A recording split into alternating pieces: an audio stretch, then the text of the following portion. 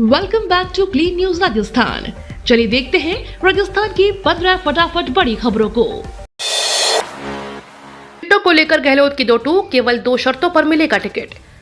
राजस्थान विधानसभा चुनाव के लिए टिकट वितरण को लेकर सीएम अशोक गहलोत ने दिल्ली में बड़ा बयान दिया है। गहलोत ने साफ कहा है कि टिकट सर्वे रिपोर्ट और फीडबैक के आधार पर ही मिलेगा। विनेबिलिटी के आधार पर ही टिकट का वितरण होगा। स्क्रीनिंग कमेटी में भी उसी को प्रायोरिटी देगी। गहलोत ने दावा किया कि राजस्थान में एंटी इनकम्बेंसी नहीं है। इस तरह की बात ज्यादा फैलाई गई है। राजस्थान में सरकार के खिलाफ कोई लहर नहीं है। बीजेपी की दूसरी सूची से पहले कोर कमेटी की बैठक, वसुंधरा भी हुई शामिल। भाजपा प्रदेश मुख्यालय में शुक्रवार शाम बीजेपी कोर ग्रुप की बैठक हुई। भाजपा प्रदेश अध्यक्ष सीपी जोशी की अध्यक्षता में हुई इस बैठक में पूर्व मुख्यमंत्री वसुंधरा राजे, प्रदेश प्रभारी अरुण सिंह, प्रदेश चुनाव से प्रभारी कुलदीप बिश्नोई, नेता प्रतिपक्ष राजेंद्र राठौर, उप नेता प्रतिपक्ष सतीश पूनिया, केंद्रीय मंत्री गजेंद्र सिंह शेखावत, अर्जुन राम मेघवाल और कैलाश चौधरी सहित अन्य नेता मौजूद रहे। कोर ग्रुप की बैठक से सबसे पहले पूर्व मुख्यमंत्री वसुंधरा राजे निकली और उसके बाद नेता प्रतिपक्ष राजेंद्र राठौर बाहर आए। नेता प्रतिपक्ष राजेंद्र राठौर ने कहा कि कोर कमेटी की बैठक में कई विषयों पर विचार मंथन किया गया। राजस्थान में चुनावी घोषणा के बाद भी लगातार महिला अपराध हो रहे हैं। सरकार इन पर कंट्रोल नहीं लगा पा रही है। इनको लेकर व्यापक चिंता की गई है। इस मामले को जनता के बीच ले जाने के निर्णय लिया गया। हर गलती सजा मांगती है। जब राजेंद्र राठौर ने अशोक गहलोत का नाम लेकर केसरी सिंह के लिए यही बात कही। बड़ी खबर, बीजेपी के 450 कार्यकर्ताओं ने दिया इस्तीफा। भाजपा में पहली सूची में घोषित उम्मीदवारों का विरोध का सिलसिला थमने का नाम नहीं ले रहा। आक्रोश प्रदर्शन के दौरान ही यह सिलसिला अब टिकट बेचने के आरोप तक जा पहुंचा है। कोटपूतली से शनिवार को पार्टी कार्यालय पर आक्रोश जताने पहुंचे 450 कार्यकर्ताओं और जनप्रतिनिधियों ने अपने इस्तीफे लिखकर सौंपे। दूसरी ओर मसूदा से भी कार्यकर्ता टिकट पर असंतोष जताने पहुंचे। वहीं दूसरी ओर झूटवाड़ा विधानसभा क्षेत्र से आसू सिंह सरपुरा ने शक्ति प्रदर्शन कर निर्दलीय चुनाव लड़ने की चेतावनी दी है। हर गलती सजा मांगती है। जब राजेंद्र राठौर ने अशोक गहलोत का नाम लेकर केसरी सिंह के लिए कही ये बात। राजस्थान में आचार संहिता लगने से ठीक पहले आनन फानन में कई नियुक्तियां की गई। उनमें से एक नियुक्ति राजस्थान लोक सेवा आयोग में सदस्य बनाए गए कर्नल केसरी सिंह राठौर की है, जिसे लेकर अब सियासी घमासान मच गया है। जहां खुद मुख्यमंत्री अशोक गहलोत को सामने आकर कहना पड़ा कि केसरी सिंह को नियुक्ति देना उनकी एक बड़ी गलती है। इस मामले में भाजपा भी कांग्रेस पर लगातार हमलावर नजर आ रही है। नेता प्रतिपक्ष राजेंद्र राठौर ने कहा कि हर गलती सजा मांगती है। आखिरकार कब तक गलतियों पर गलतियां करोगे मुख्यमंत्री जी? अशोक गहलोत जी, आपने महाभ्रष्ट आरपीएससी सदस्य बाबूलाल कटारा की नियुक्ति करके गलती की। इस प्रकार डीपी जारोली की नियुक्ति करके गलती की, जिसे आपको बर्खास्त करना पड़ा। राजस्थान में पश्चिमी विक्षोभ के चलते बारिश का अलर्ट। राजस्थान में आज रविवार से बारिश शुरू होगी। मौसम विभाग ने अगले 3 दिन तक राजस्थान के 20 से ज्यादा जिलों में बारिश का अलर्ट जारी किया है। चूरू, हनुमानगढ़, बीकानेर, गंगानगर में तेज बारिश होने की संभावना जताई गई है। बारिश के साथ इन जिलों में 30 से 35 किलोमीटर प्रति घंटे की स्पीड से तेज हवा भी चल सकती है। रात के तापमान में गिरावट दर्ज की जा सकती है, जिसकी वजह से कई जिलों में बारिश का अलर्ट है। राजस्थान में जेजेपी 30 सीटों पर लड़ेगी चुनाव, अजय चौटाला ने दिए संकेत। राजस्थान में जेजेपी पार्टी 25 से 30 सीटों पर चुनाव लड़ेगी। पार्टी कल सूची जारी कर सकती है। हालांकि बीजेपी से गठबंधन के लिए बातचीत जारी है। जेजेपी के राष्ट्रीय अध्यक्ष अजय चौटाला ने शनिवार को हरियाणा के सिरसा में कार्यकर्ताओं के साथ मुलाकात करके बात कही। आपको बता दें, सीकर जिले के जेजेपी का जनाधार माना जाता है। सीकर से देवीलाल चुनाव लड़ चुके हैं, जबकि सीकर जिले की फतेहपुर विधानसभा क्षेत्र से नंदकिशोर मेहरिया ने जेजेपी की तरफ से चुनाव लड़ने की घोषणा की है। ईडी के निशाने पर आए कांग्रेस नेता खोगड़िया सांसद किरोड़ी लाल पर मानहानि का केस करेंगे। राजस्थान के ईडी के निशाने पर आए कांग्रेस नेता दिनेश खोड़निया ने कहा कि वह सांसद किरोड़ी लाल मीणा पर मानहानि का केस करेंगे। दिनेश खोड़निया ने कहा कि ईडी की जांच में कुछ भी नहीं मिला है।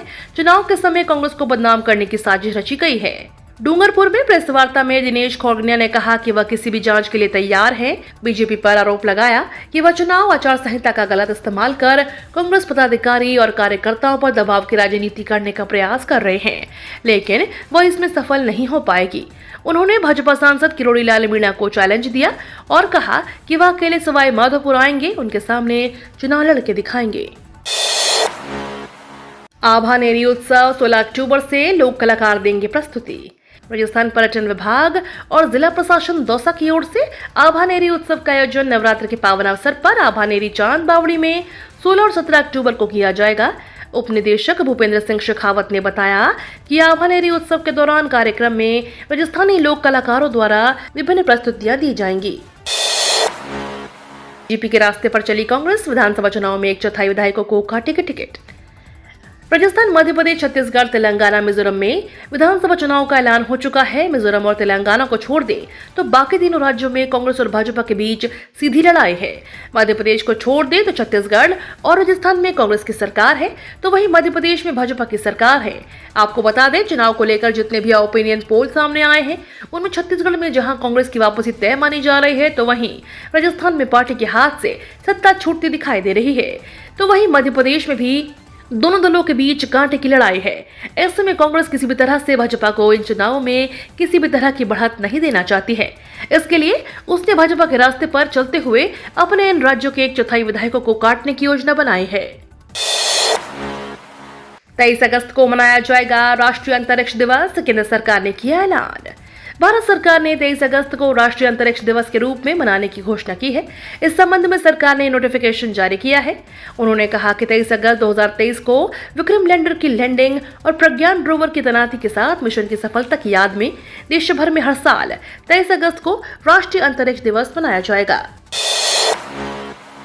भारत की शानदार जीत पर पीएम मोदी ने दी भारतीय टीम को बधाई। अहमदाबाद में नरेंद्र मोदी स्टेडियम में खेले गए क्रिकेट मैच में भारत ने पाकिस्तान को 7 विकेट से हराया।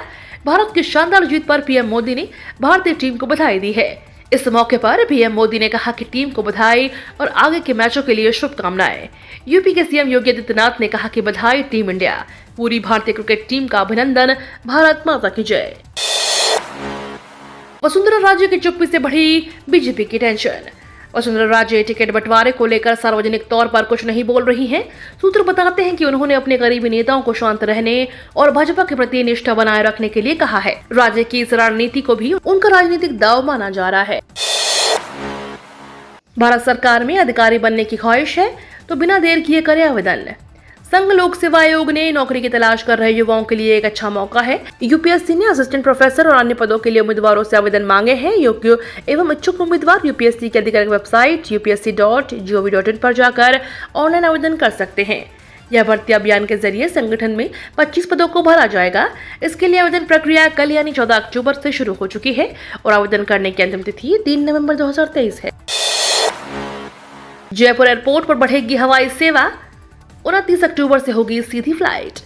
जयपुर अंतर्राष्ट्रीय एयरपोर्ट से हवाई सेवा बढ़ने जा रही है।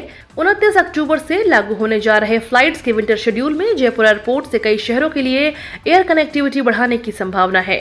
एयरलाइंस के शेड्यूल के मुताबिक जयपुर से उत्तर प्रदेश के शहरों के लिए खासतौर पर हवाई सेवा बढ़ने जा रही है। उत्तर प्रदेश के 4 शहरों के लिए जयपुर एयरपोर्ट से सीधी फ्लाइट मिल सकेंगी। अभी जयपुर से लखनऊ और बरेली एयरपोर्ट के लिए फ्लाइट संचालित है। 29 अक्टूबर से देश भर के एयरपोर्ट्स पर फ्लाइट्स का विंटर शेड्यूल लागू हो जाएगा। विंटर शेड्यूल में जयपुर से वाराणसी और आगरा के लिए भी फ्लाइट शुरू होंगी। राहुल गांधी की पप्पू छवि फिर उभारने की कोशिश कर रही भाजपा। आगामी लोकसभा चुनाव में एक बार फिर से मोदी बनाम राहुल की बढ़ती संभावना को देखते हुए भाजपा 2019 के पुराने फॉर्मूले को लेकर फिर आजमाने की कोशिश में जुट गई है। 2019 लोकसभा चुनाव से पहले भाजपा सोशल मीडिया का इस्तेमाल कर राहुल गांधी की छवि को पप्पू के तौर पर उभारने की कोशिश की थी। एक्स पर भाजपा ने फिर से राहुल को पप्पू से संबोधित करते हुए पोस्ट किया है। इसके अलावा भाजपा INDIA के अन्य घटक दलों से भी अलग अलग निशाने पर ले रही है। ये तो थी राजस्थान की बड़ी खबरें। रोजाना सबसे पहले अपडेट पाने के लिए क्लीन न्यूज राजस्थान को अभी सब्सक्राइब करें।